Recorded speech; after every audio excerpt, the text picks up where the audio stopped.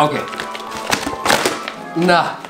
Salutare și bine v-am regăsit la un nou episod unde astăzi o să deschidem un calendar advent cu Shazzy. Ok, nu ea este calendarul advent, așa că îmi pare rău, Shazzy, nu te deschidem pe tine. Ei bine, de la LOL. Astea sunt niște păpuși. Calendarul ăsta advent este pentru fete. Dia m-a obligat să-l deschid. Așa că Dia este în spatele camerei ca de fiecare dată. Hei. Din păcate nu prea poate să vorbească pentru că ea este mult mai varză decât mine răcită și eu în continuare sunt răcit, mă doare nasul, mă doare gura și abia vorbesc. Deci astea sunt niște păpuși pe care, nu știu, le găsiți în magazin, e prima oară când le văd și eu.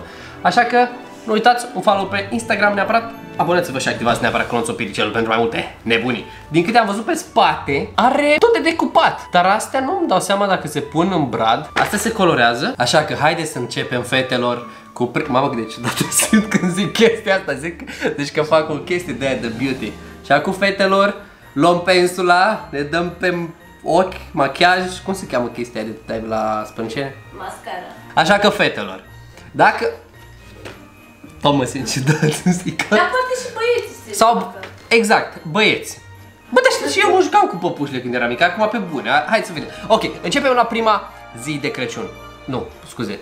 Prima zi din decembrie, adică 1 decembrie. M-a derutat total, exact. Ok, hai să vedem. Unde e, mă? 1 decembrie este aici. Sunt curios să vedem ce ne dă această păpușică. Opa, începem cu ceva forță. Începem cu o mașinuță. S-ar putea să fie aceleași pe care le-am luat data trecută. Haide, focalizează-te. Stai, haide așa.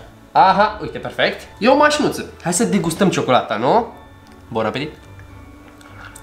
Acum îți dai seama că dacă o să avem o fetiță, o să tot deschizi chestii de genul, așa că obișnuiește-te de acum. Adevărat. Nu era ciocolata. E aproape identică ca cealaltă, am impresia. Sau probabil e identică. E chiar bună. Nu era ciocolata. Cât am dat pe asta, că am uitat. 5,99 lei. Cât de tare. Ok. Deci avem o mașină. Hai să vedem la ziua numărul 2. Ok, deschidem. Bam. O steluță. Bă, dar la fel ca celelalte. Hai să trecem la ziua numărul 3, care este fix aici. Deci te rog, nu mă dezamăgi să fie ca celălalt calendar advent. Ia uite-l pe ăsta. E la fel ca celălalt. Asta e Grinch. Asta e o mare dezamăgire. Adică totuși dacă sunt de fete, hai să vedem la ziua numărul 4. Dacă totuși sunt de fete, era fain să fie ceva de fete. Data trecută am deschis un calendar pentru băieți cu supereroi. Și ce treabă are, știi? Adică putea să fie altceva. Ok, la fel ăsta este un fel de beteală pentru pom, o lumânare. Ok, hai să vedem la numărul 5. Am văzut că cineva a scris în comentarii că trebuie să scoți Ia uite, mașinuța. cutie. Da, mă! Am văzut și o chestie în comentariul ăla, că trebuie să o rup. Da, și e un joc sau ceva. E un joc. Uite! Îs păpușile înăuntru. Hai să fim atenți, să vedem ce păpuși sunt aici. Wow, cât de entuziasmat sunt! Că găsesc păpuși! Ok, ciudat. Hai să vedem la ziua numărul 6, adică de Moș Nicolae. Nicolae. Unde ești tu, Nicolae? Ok, hai să vedem. O căsuță din turtă dulce. Ok. Fiecare prințesă se gândește la un castel. Ia să vedem ce chestie. Ok, avem aici o chestie. La final o să vreau să rupem asta, să vedem dacă găsim ceva. Hai să vedem la numărul 7. Bun, avem... Te-ai deschis puțin cam greu. Tot o casă? A, nu, e un Moș Crăciun. Moș de zăpadă, pardon. Om de zăpadă. Corect. Numărul 8. Uite-l aici. Să facem. Bam. E un brad! Hai să vedem dacă la sfârșit e exact aceeași chestie ca celălalt calendar pentru băieți. Nu mai țin minte ce a fost la... La sfârșit a fost fața aia, da? Fața nasoală, da. Uite. O stea căzătoare. Hai să vedem la numărul 10. Avem un ursuleț de pluș. Perfect. Numărul 11. Bam!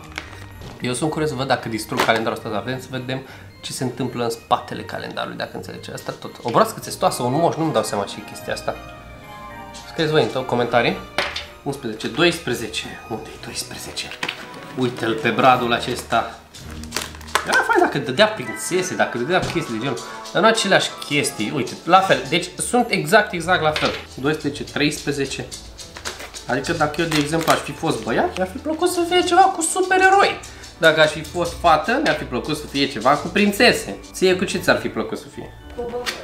Cu gogoși. Dacă este un calendar cu gogoși, ar trebui să căutăm un calendar cu gogoși. Ce spui? Cât de tare e ideea asta? Ok, asta este o Sani. 14, 15. Cred că ăla ar fi calendarul tău advent genial din toată viața, nu? cu gogoși. Ți-ar place. Cui nu i-ar place? Încă o sanie. Haide, focalizează-te. Perfect. Unde suntem? Numărul 16. Unde e 16? Uite fix aici. Bam! L-am desfăcut. Un călăreț. Puțin dezamăgit, pentru că sunt exact același ca celelalte. 17, haide. O lumânare. Bam. Ok. Asta e 18. Așa. Știi ce îmi pare rău mie? Că le-am deschis și pe alea de băieți anterior și ăsta. Pentru că în felul ăsta știi ce sunt la ambele, știi? Și dacă îl vrei pe ăsta, practic poți să-l iei și pe celălalt. 18, 19. Poți să îl iei ori pe ăsta de fete, ori pe ăla de băieți, indiferent dacă ești fată sau băiat. De imaginea de pe... Așa este. Dar era fain dacă erau alte forme. Sunt puțin dezamăgit. Hai să vedem la numărul 20, ne apropiem de 24. Măcar gândește-te la partea bună. Dacă ai doi copii, o fată și un băiat, le iei diferit și măcar nu se ceartă, că au aceleași lucruri înăuntru. Adevărat. Cred că cel care a făcut calendarele astea advent avea doi copii care se tot certau. S-a gândit la chestia asta. Și am văzut și cu Barbie. Și cu Barbie ai văzut? Serios? Da. Ok, le deschidem. Dar astea sunt mai populare. Ok. Un cadou. Focalizează-te, perfect. 22. Ne apropiem de 23. Bam. Un îngeraș. Eu, de exemplu, mai urmăresc mămici. Mai mămici? Da, și multe spun că fetițele lor sunt nebunite după jucările astea și de asta știam că sunt populare. Un bocanc și acum la număr 24 de Crăciun ce avem? Se deschide tot cu două ușițe așa. Haideți, fetelor, scrieți în comentarii, puneți pauză și scrieți. Ce era, un brad? O sanie? Nu mai știu ce a fost dată la băieți. Nu era fața aia ciudată? Nu, a fost fața ciudată. A fost. No, un înger. Parcă și de data. Da, era îngerașul. Ok, acum urmează partea să vedem ce se întâmplă dacă îl distrugem. Dar nu distruge, nu poți să-l scoți pe sus? Să-l scot? Eu am crezut că se rupe. Ok. Da, fi și tu mai... Mai galant. Da. Mai prințesă să fiu, nu? Fi mai om. Hai să vedem. Sunt curios să văd dacă e un joc aici. Așa trebuia să fac și la celălalt, dar n-am știut. Ok. Nu merge scos. Ok, nu merge scos. Trebuie rupt. Și uite... Bă, dar nu e niciun joc. Cred că l-am distrus mai tare. Asta e, haide să vedem. Îmi pare rău. Ok. Astea sunt. Uite toate fețele de la păpuși. Practic nu e niciun joc. Deci cel care a scris comentariul acela nu a avut dreptate, îmi pare rău. Deci nu este nici un joc. Cred că astea sunt toate păpușile alea. Cam asta a fost. Ce zici? Se merită 5,99 lei? De ce nu? Eu zic că se merită. Așa că nu uitați un follow pe Instagram, Florin Riscu. Abonați-vă și activați neapărat clonțul Piricelul și ne vedem mâine cu un nou episod. Așa că vreau să vă zic că voi sunteți cei mai tari pofticioși și noi ne vedem data viitoare cu multă pace și iubire. Salutare!